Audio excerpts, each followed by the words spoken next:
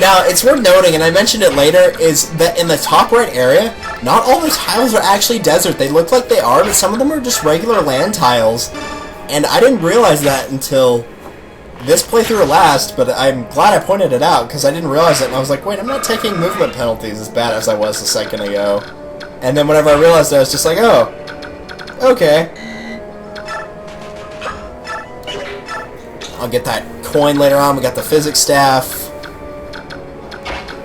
Really, what I would do is I usually just send Volk to the left and Soph to the right, because there's more stuff on the left than the right. And usually Jill and Leith can knock out that stuff before he gets there. Or you could just, you know, take your time with Soph, either one. As for the boots, I usually get that last. There's the shine. I picked that up by accident, but I was going to get it anyway.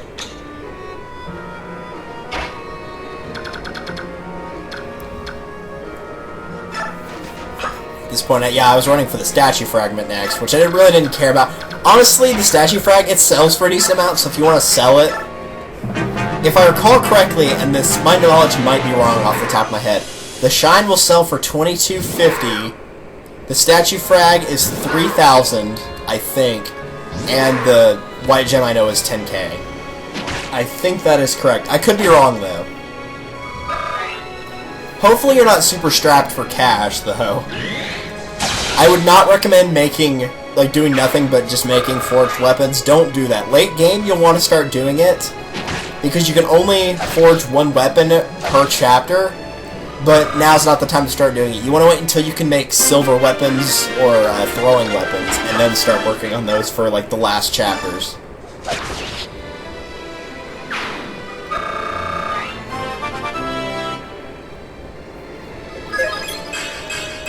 I need to get Zahark up higher too. Really, I should have used... One of the things I regret doing was using Soren a little bit too much. I should have used Nephany, Zahark, and Rolf a little bit more. But they've still got a few chapters to work out, and the next two are going to be pretty good for them. In particular, 17 will be pretty good for them. So, they've got the opportunity there, because if I recall, 17 has a lot of axe users, so they'll have the weapon triangle advantage. Myrmidons also obviously don't get hit easier. They shouldn't get hit easy. Those guys are not transformed yet. At that point I was looking for... That must have been the silver blade I was looking for right there. Go for the statue frag. Got that. Kill this guy. This guy's just kind of in the corner. I don't know what he's doing over here. Trying to find a spot to take a nap or something. I don't know.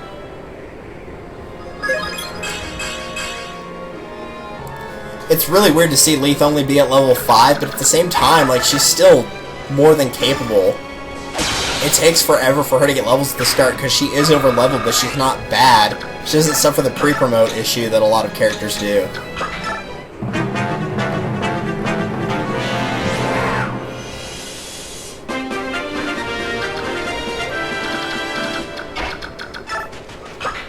Alright, now if you'll notice, whenever I was switching out items before the fight started, I actually did give Soren a heal staff. Now, I did mention this last chapter, but I'm going to go ahead and say it again.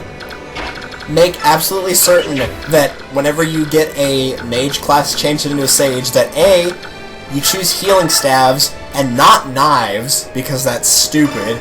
As cool as it would be to have Soren running around with a knife, let's face it, they're bad weapons. Even if they were good weapons, Soren has like no strength to use it anyway. Making him a backup healer is a better choice. He's got more magic than a healer, so he'll be able to heal 4 more. The point is, make sure that they have a heal staff immediately once the class change, because they need to start working on that weapon level. Because if they can use a physics staff, that will make them very, very good, but they have to get to C level with the staves. So you're going to have to heal a lot. So this is where the issue of healing comes in, is because Mist needs to heal for the experience, Soren needs to heal for the weapon levels. But probably the person that's going to be healing more is Soren, because you have bonus experience. You can use that. There are those scrolls, the arm scrolls that can raise your weapon level, but there's not a lot of them. There's plenty of experience to go around for bonus experience. especially on easy mode, so Mist is probably going to be the person that doesn't heal as much.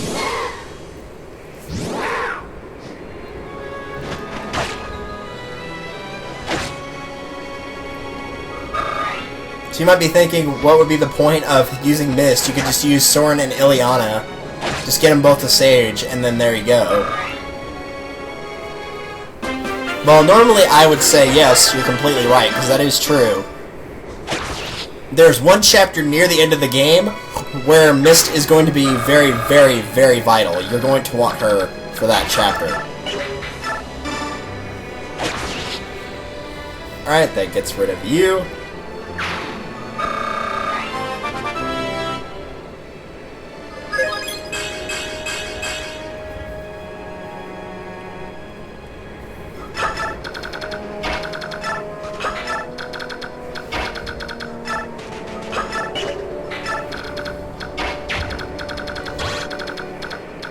Alright, now at this point, this is where I screwed up a little bit. Nobody died, thankfully, but I did mess up in where I moved Nephany. I was trying to get her bonus experience. Right there, I was obviously setting up Zahart to work on getting that kill against the cat. And Rolf, if I needed him, was there for backup. I kind of just moved Mia forward a little bit. Moved these guys up a little bit. Healed Nephany for obvious reasons, which is a good thing I did, because I believe she would have died had I not done that. And then ended my turn. Now that I knew was going to happen, because I set that up to happen.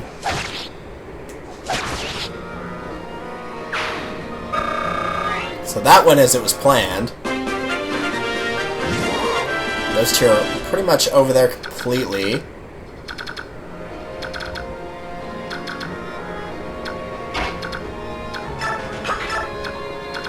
Now here's where I messed up. I thought those two guards that were in front of the boss did not move, but they actually do. The boss does not move, but his guards will move. Because I thought that was going to happen. I was like, okay, big deal. I'll just attack and then finish him off. But I did not realize that Tiger was going to move. Yeah, so if I had not healed, then she definitely would have died. I was hoping Wrath would kick in right there to get a critical. And while it did kick in, she did not get the critical. So that was a little bit unfortunate. Again, him I was expecting, so got him with no problem. Got a level out of it.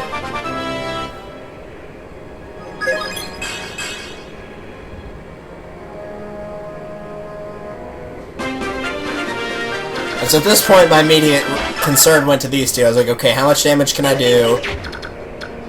What's the plan? Can I knock out either one of these? Because I knew Soren was probably going to be able to take out either one of these regardless. And so I figured I went through that fight, and I went from full health to 2. I can't get both of them without both of my players attacking, and Nephany will die if she gets counterattacked. So I ended up just healing Nephany, which was the correct decision. And then rather than attack, I just moved backwards and threw a ranged attack at one of them. I got the boots completely by accident. Wasn't planning on getting them there, but I did. And yeah, this is all plain right here.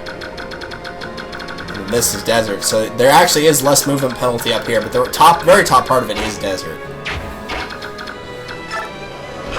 I don't want to step on the square that the character's going to show up on with Jill, so I made sure to get Jill way over there to make sure she got the white gem and not the sword. And at this point, it's essentially just moving up and getting ready to take out the boss. I tried to lure him a little bit away with Ike, but what I didn't realize is one of them was going to switch back this round, and so that pretty much guaranteed that I'd be okay.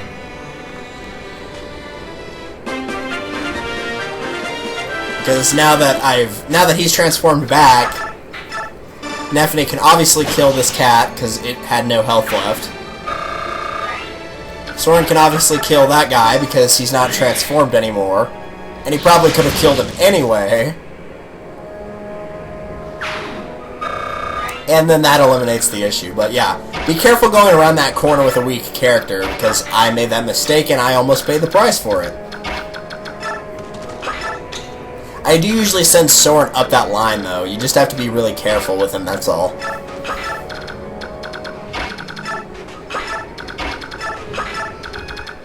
Yeah, he has no transformation gauge. Now, what you'll notice is the boss has not actually transformed back yet. This is because he has an item called the Demi-Band. Basically, as you can see, he takes penalties, slight ones in everything but magic and luck, but he can stay transformed at all times. So he never has to switch back.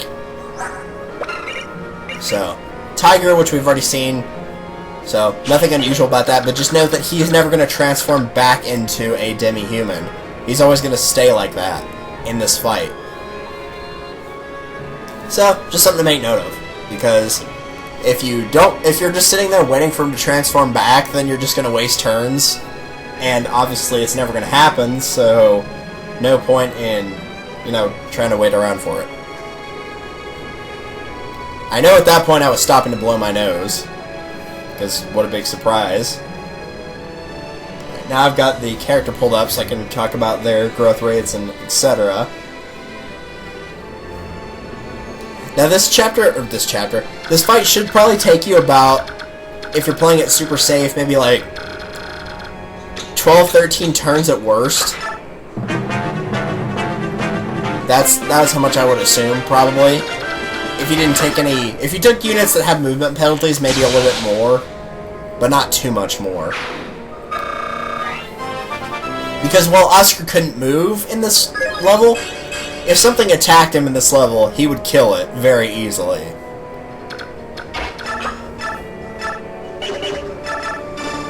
Heal up Zahork, even though he doesn't need it, but we need the experience.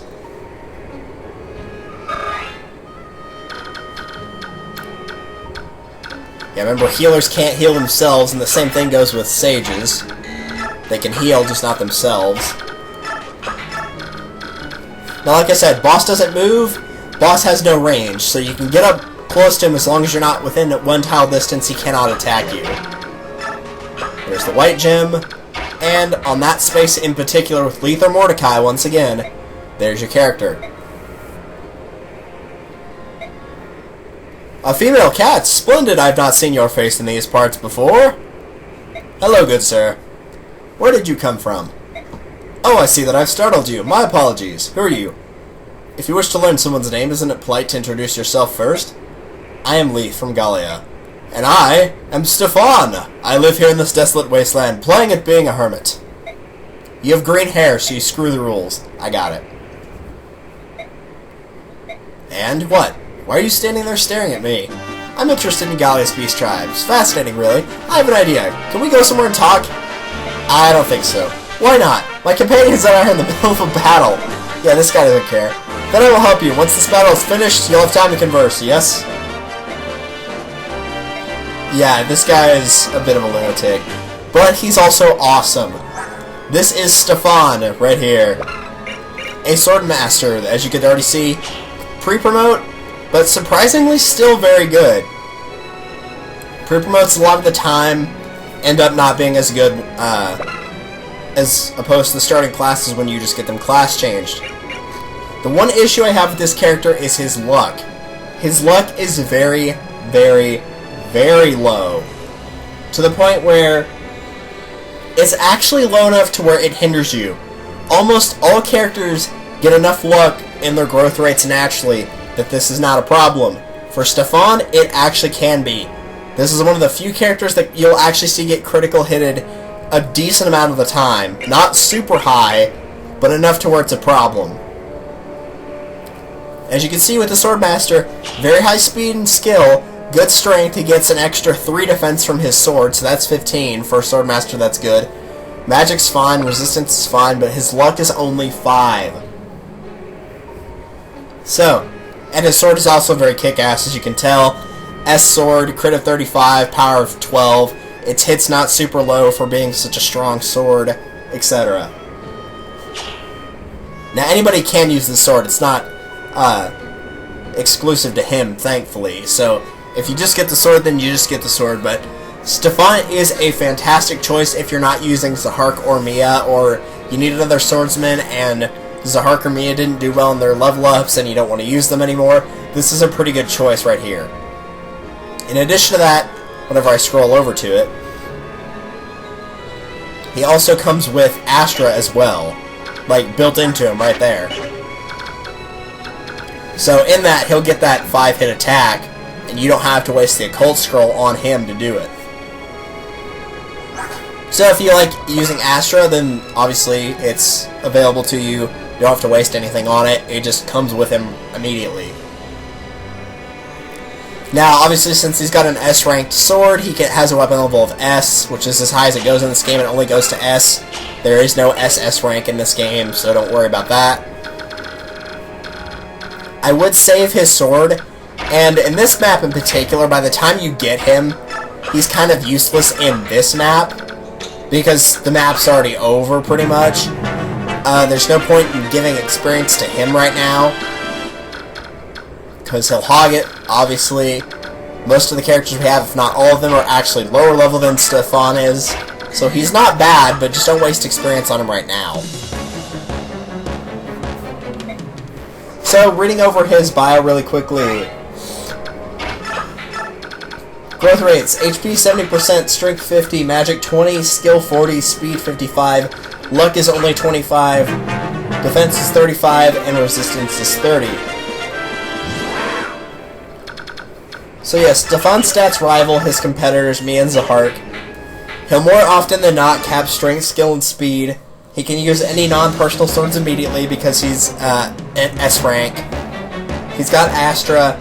However, his luck rating is notably lower, so if you're going to use him, give him an Ashera icon or two to compensate for it. Putting aside that bad luck rating, he is very powerful. You can use him immediately. If you care about the skill Gamble, then he's a good candidate for that because he's got the Heaven affinity, which I don't talk about those a lot, but Heaven is a good choice for things like that. Leaf could be another user of that, I guess. I don't really care for Gamble, but if you care about supports or skills like that, he has Heaven for his affinity.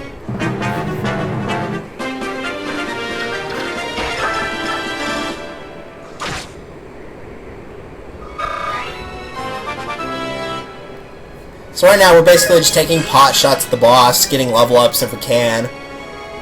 I would have spent a little bit more time here, but I didn't want to go way overboard with it. This boss, Miriam, has no healing items. He's not on a space that auto-heals, so you can only do so much. Obviously, if you get levels, then you can heal your characters. You could, in theory, if you wanted to work on your weapon levels, send somebody out in front of him that can take a decent amount of punishment, and just unequip their weapon and just let them get hit and heal them each time they get hit. But you don't have to do that. I might do that at a later point just to try to get Soren's weapon level up if I find that it's like really, really low, I'll probably do that, but aside from that, I'm not going to bother with it. I think that's about it for what I want to talk about.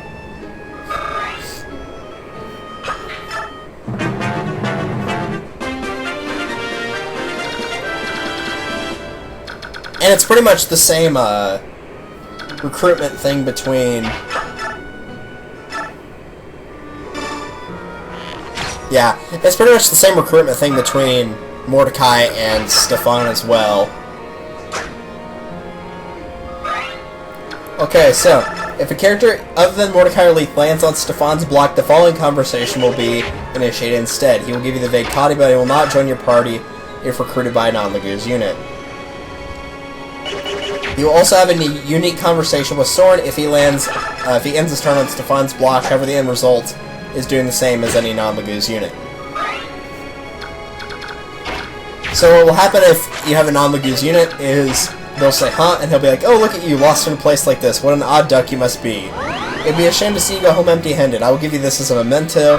In exchange, I ask you to treat our meeting as a dream and let it fade from your memory, and now I bid thee farewell. And then he just leaves. With Soren, he'll basically say, what are you doing here? Are you with the subhumans? Wait, did you just pop out of the sand? And then Stefan says, seems I made an error. What are you talking about? You're not... I was wrong, it's nothing. I've no use for you. Alright then. And then, he calls Soren back and says the exact same thing. And he does support with Soren, if you're wondering. The other person he supports with besides that is Mordecai in this game. So, that's about all on Stefan. He's pretty awesome, though. I would recommend him for a playthrough. If you're not going to use... If Ike's your only sword unit, take him for sure.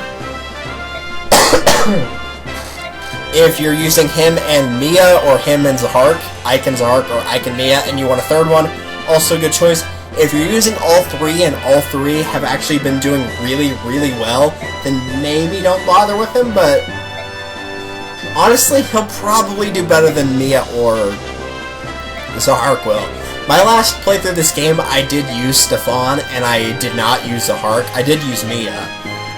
But I figured I was going to try to avoid using him again, because he is a bit broken, so... Now we're actually finding out the story of these guys.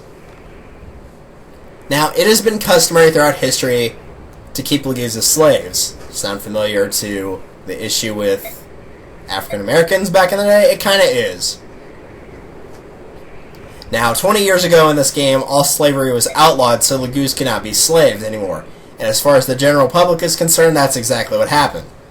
So there's a portion of society that willingly breaks the law, but of course, the nobles are able to get away with this. And so Miriam and Tormod, these two guys, brought it to the attention of the senators. They obviously denied it. So these two, along with the others, have been breaking into homes and helping them escape. And since the nobles can't publicly declare why they, what they're doing, because otherwise they get caught, they basically just brand them as thieves and outlaws. Now, Tormod's not actually a Laguz, as you can tell. He's just a mage. And a little kid. So Ike's going to see if he can't help him out with that. And now we're actually back into a spot concerning racing again. Alright, I was going to talk about this as well. Because there's one other thing that's going to show up starting now at this point in the game that I was going to plan on translating for you guys.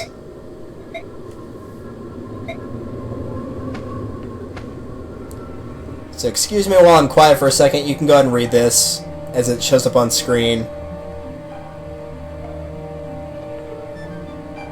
As you can see, there's a conversation, and Rayson and Neolucci are back in Serenus Forest. Now, this conversation right here, where he is talking in an ancient tongue, you can actually look this up to see what it says. And I'm going to try to read it here in a second if I can find it.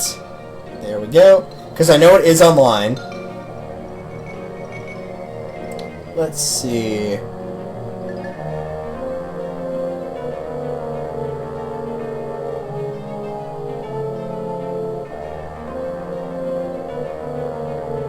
Ancient language. There it is. So what Rayson says right here, there's actually a chart for the alphabet. If for whatever reason you want to learn how to read and write in it, you could. What Rayson is saying is, Sacred trees, seed-rooted trunk, awake from your slumber and heed my cry. Answer the call of the green, mighty ones. That is what he is saying right now.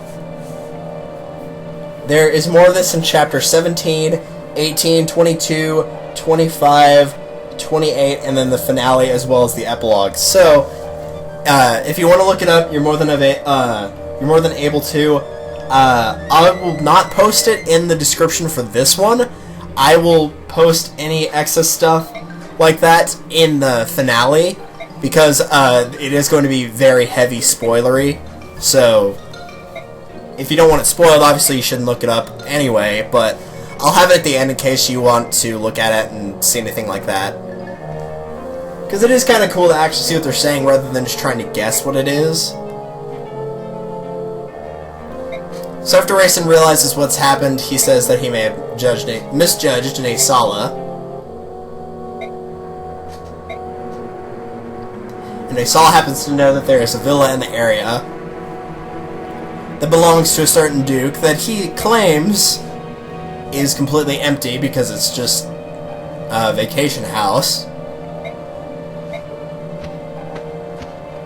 And since birds can't see well, at least in this game, birds can't see well at night, in particular the ravens and the herons, they usually just don't fly at night.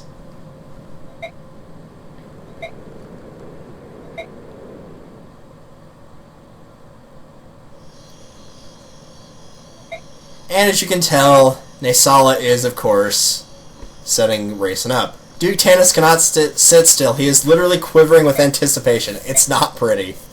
Jeez, dude. Got a problem.